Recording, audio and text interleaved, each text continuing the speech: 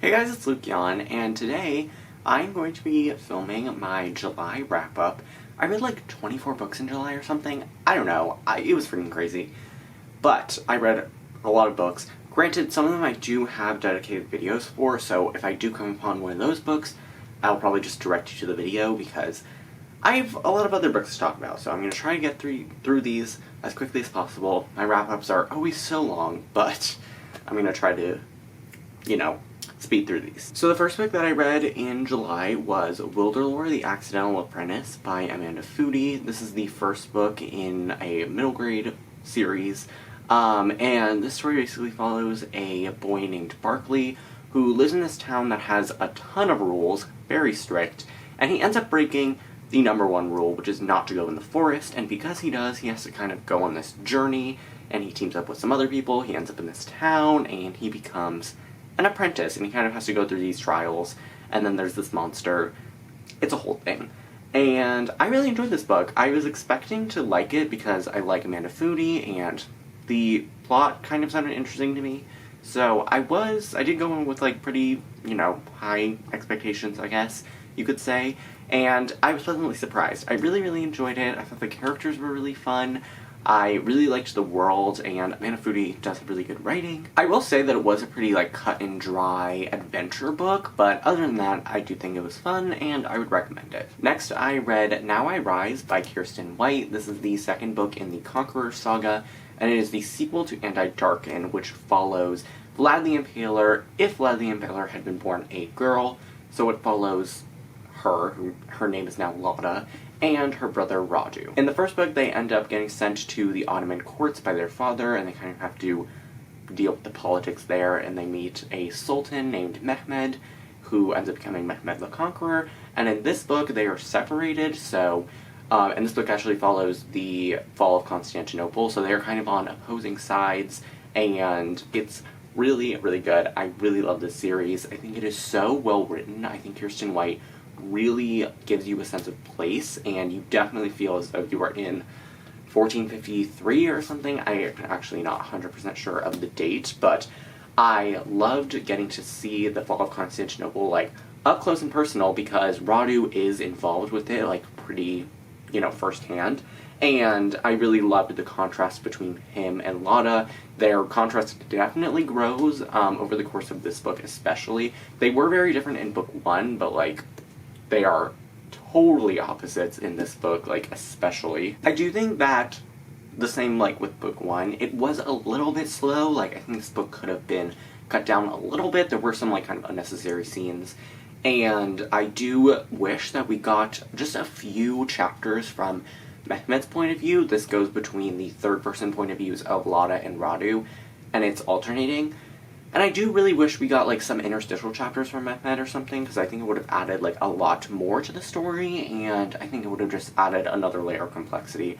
But overall, I do think this was a really good sequel, and I would definitely recommend this series if you like historical. Even if you don't, it feels a lot like fantasy, and if you like political fantasy, I think this will be right up your alley. Next, I reread The Tjargon Society by Kay O'Neill, and actually, I reread all three books in the series, so I'm just going to talk about them, even though I didn't read them right after the other.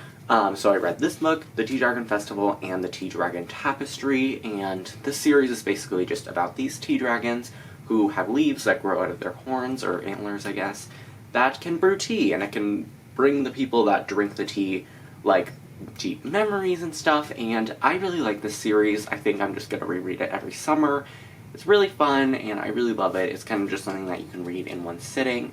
And if you need something that can, pick you up and fill your heart with warmth, I guess you could say, I would definitely pick up this series. I think it's just so fun to read and immerse yourself in, and I really, really love them. I would say book one is probably my favorite, and I think book two and book three are, pretty on par with one another, but I would say that I probably would actually rank them in the order. So, I think book one's my favorite, then book two, then I would say book three. But they're all really good, and I gave all of them 4 stars. Then I read Paola, Santiago and the River of Tears by Tehlor Mejia.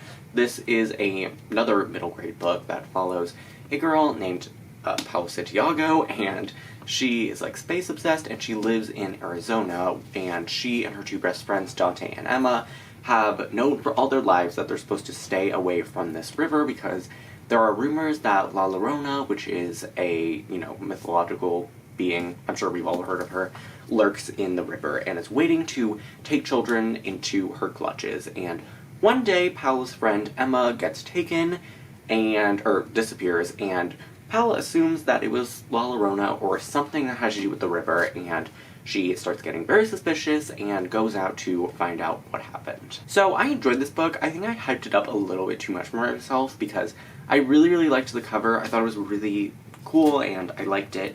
And I thought the synopsis was really interesting. I loved the idea of, like, La Llorona in a middle grade story, and I thought it would be really fun.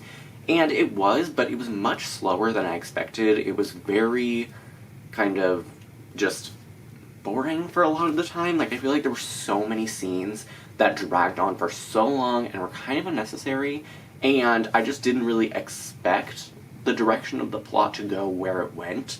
And I wasn't the biggest fan of it. I think I gave this book like 3.5 out of 5 stars or something. It was fine, like I didn't hate it or anything. It was just kind of average, and I will probably pick up the sequel. I know it's out now, as of when I'm filming this, and I will probably pick it up. I'm, like, interested enough in the story to, like, continue on. I did really like, there were some things that, like, had to do with, like, a dream sequence that Paula was having, and I did like the ending when we kind of got more of the mythology, but I think that was my main complaint, was there was barely any mythology, and it was kind of just, like, random things that were happening for, like, no reason, and I didn't understand it. And I think this book could have easily been, like, 50 pages shorter, so yeah. It was fine, but I wasn't, like, in love with the book. Next, I read Bright We Burn by Kiersten White, which is the third and final book in the Conqueror saga. If you're wondering why my copy is, like, weird, this is an arc that I've had for, like, literal years, so, yeah, I do have to get a finished copy sometime soon, but this continues and concludes the adventures of Lada and Raju. I did really, really enjoy this book. I don't know which book in the series is my favorite, but I did really, really love this one. This was definitely very violent. I think this is the darkest and bloodiest and goriest book in the series. I didn't know some of the history going into this series, and especially with some of the things that happened in this book.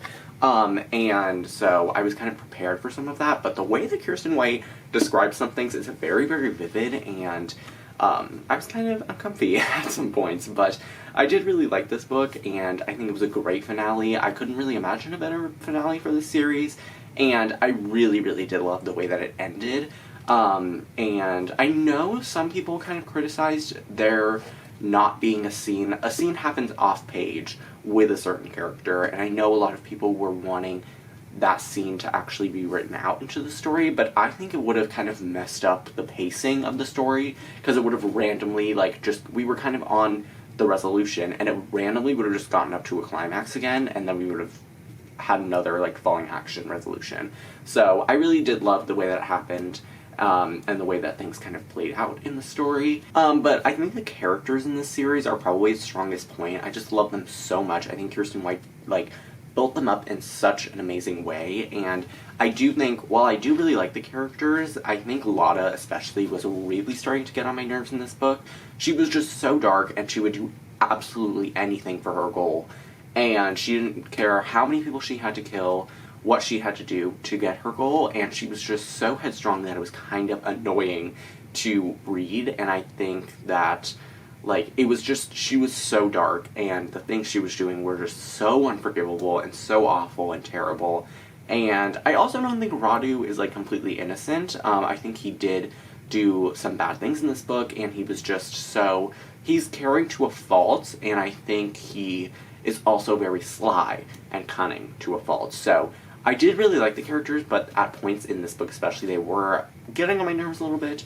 But the plot in this book was also really great. Again, it was kind of slow at points, like, in the middle there were some parts where I was like, y'all, can we speed this up? But for the most part, I did really love it, and I'm really glad that I finally got around to finishing the series, because I started the first book in, like, 2017, and then I reread it this year, and I'm just glad I was able to finish off the trilogy. Next, I read Life's Too Short by Abby Jimenez. This follows a woman named Vanessa who ends up, she, like, is caring for her sister's child, and she is also a YouTuber, or like a blogger, I guess, and this man who lives in her apartment building ends up coming up one day, and they meet, and then it's like, he offers to help with the baby, and it's like this whole thing. Oh, and also, Vanessa believes that she's critically ill because she has ALS that runs through her family, and she thinks that she is being affected by it, and she kind of has a fear of going to the doctor, and she wants to live every day to the fullest. So the first, 200 pages, first half of this book, were really difficult for me to get through. I was very, almost instantly just not feeling this book. I did really enjoy Abby's first book, The Friend Zone, and I liked her second book, which was the Happy Ever After playlist, and this is her third book. And I was really excited for it, and I didn't really know much about the synopsis, and every time I tried to read the synopsis, I would kind of just, get lost, and so maybe that should have been a sign. But I did end up liking this book, around the 200-page mark when things started happening. I feel like the first 200 pages were just so boring and dense, and just way too long for, a romance book. This book could have easily been, just 300 pages, but, it's something 360 or something. I don't know. It's really long, and I feel like the first 200 pages could have been cut down by, half. So, I did end up enjoying it as the story, continued, in the around the 200-page range, but, the beginning was just kind of rocky for me, so I did end up settling on a rating of 3 stars.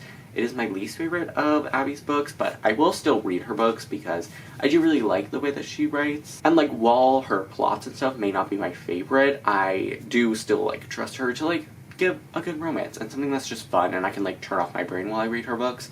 So I am excited for her next book, and while this one wasn't, a hit for me, it also wasn't, a complete miss. So I know a lot of people actually really love this book and say it's, one of their favorite romance books of all time, so, I guess you do you, but I just wasn't the biggest fan of it. Next, I reread The Unhoneymooners by Christina Lauren. This is my 4th time reading this book. This is one of my favorite books of all time, and it follows a woman named Olive who is very unlucky, and her twin sister, Amy, is very lucky. She ended up getting her wedding for free, through entering a bunch of giveaways and winning things, and basically, at the wedding, everyone ends up getting sick and violently ill from the seafood buffet, except for Olive and her nemesis, Ethan, who is the brother to the groom. So with Olive and her husband Dane, who is Ethan's brother, too sick to go on their honeymoon to Hawaii, which they got for free through giveaways, they ask Olive and Ethan to take their place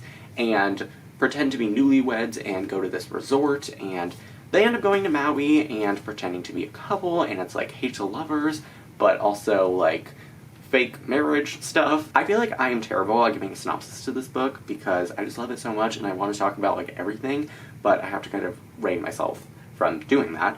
But I love this book so much. It is, again, one of my favorite books of all time, definitely one of my favorite romance books, and I just love it so much.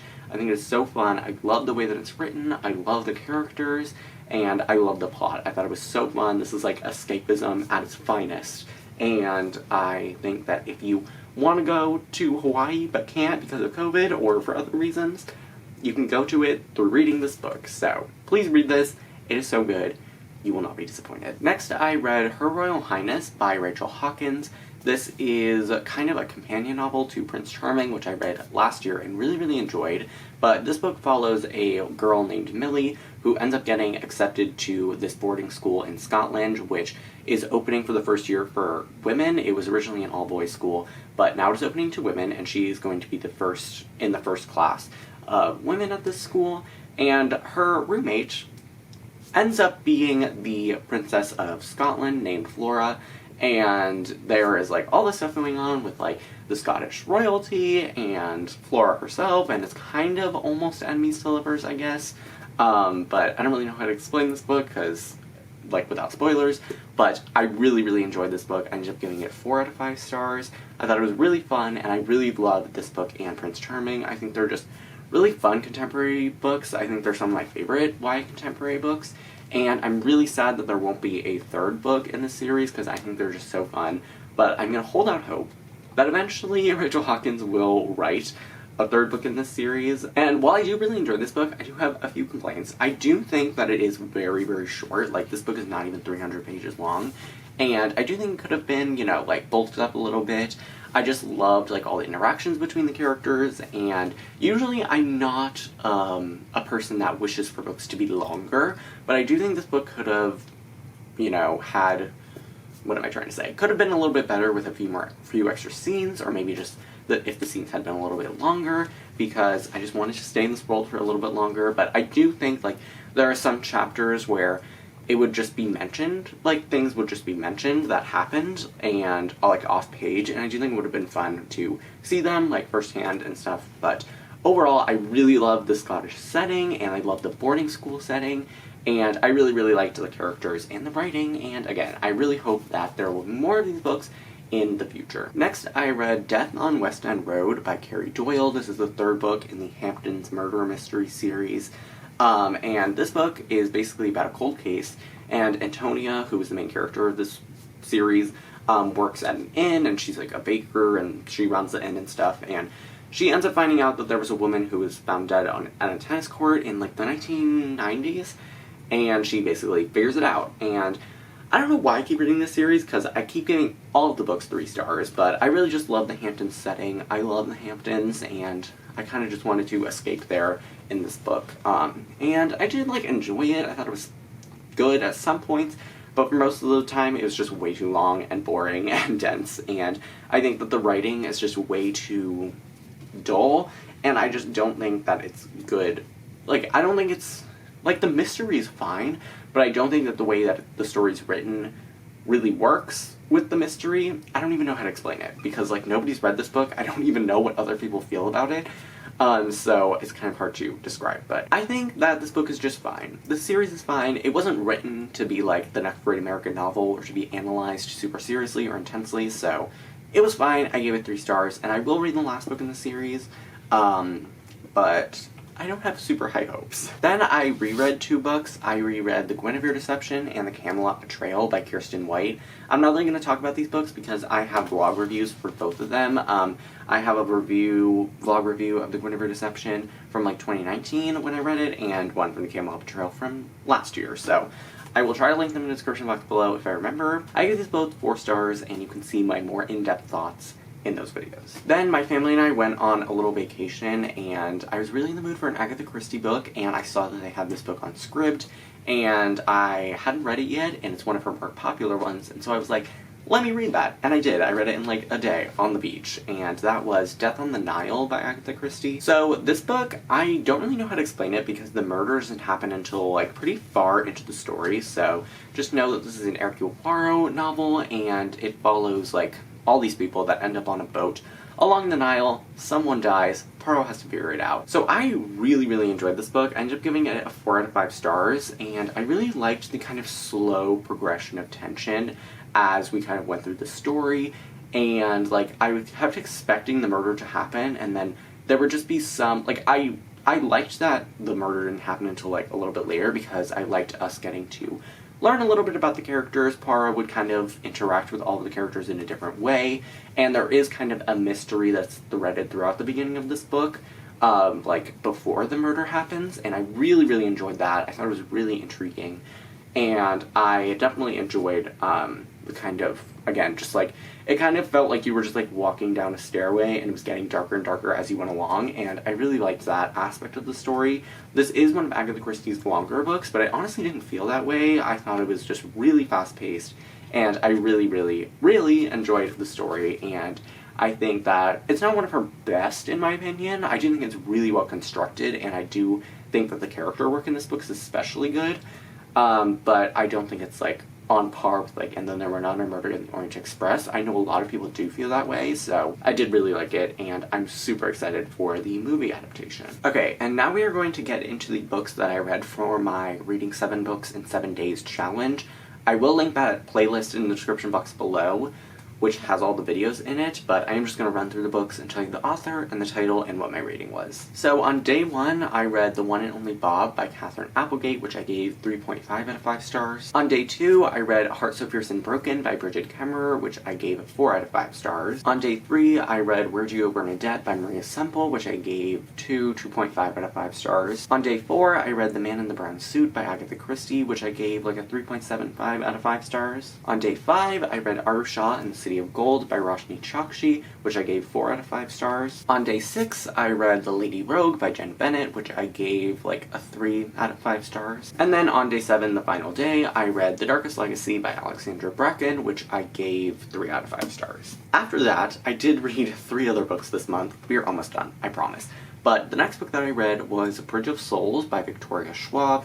This is the 3rd book in the City of Ghosts / Cassidy Blake series. But this book basically follows a girl named Cassidy Blake who had a near-death experience that allowed her to see through the veil and kind of go between the world of the living and the dead. And her parents run this TV show called The Inspectors, where they go to the world's most haunted cities. And in this book, they're in New Orleans, and also Cassidy does have a friend who is a ghost named Jacob, and another friend who also can see through the veil named Laura. And basically, it all comes to a head in New Orleans when she finds out that there is an actual emissary of death coming for her because she has cheated death by living after having a near-death experience. So I enjoyed this book. I think I gave it like a 3.75, 4 out of 5 stars. I do really enjoy this series, and I think I maybe enjoy it in the moment a little bit more, but like after reflection, I'm kind of like, yeah, that was okay, but like it's not one of my favorite books of all time. So I feel kind of similarly with this book as well.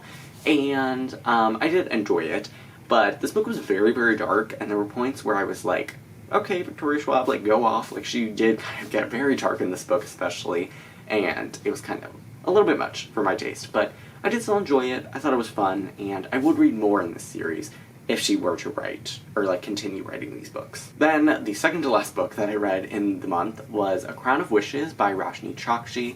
This is the sequel to The Star-Touched Queen, which I read in December and I enjoyed. It wasn't like my favorite book of all time, but I really, really love Roshani Chokshi's books, and I wanted to finish them out, which I did this month, and this is the first of the 2 that I read. But this book follows the sister of the main character of the first book and a prince from like a neighboring kingdom, and they end up entering this tournament of wishes, which, you know, if someone wins, then they get a wish from the king, or I guess the like leader of the City of Gold. And so this book actually has a lot of similarities to Arusha and the City of Gold, which is also written by Roshani Chokshi, and it was funny reading them kind of close together, but I did enjoy this book. I think I gave it a 4 stars originally, but I'd probably lower that to like a 3.5, 3.75. I do think that the writing of this series is probably its strongest point. I really like the way that Roshani Chokshi writes, and I think it's especially good in this series. But I do think like the characters and the plot kind of need a little bit of work, and it's kind of evident that this is her debut series. Not to say it's bad or anything, it's just like not as good as like her, like the Arusha series and the Gilded Wolves. And I do think it was fun.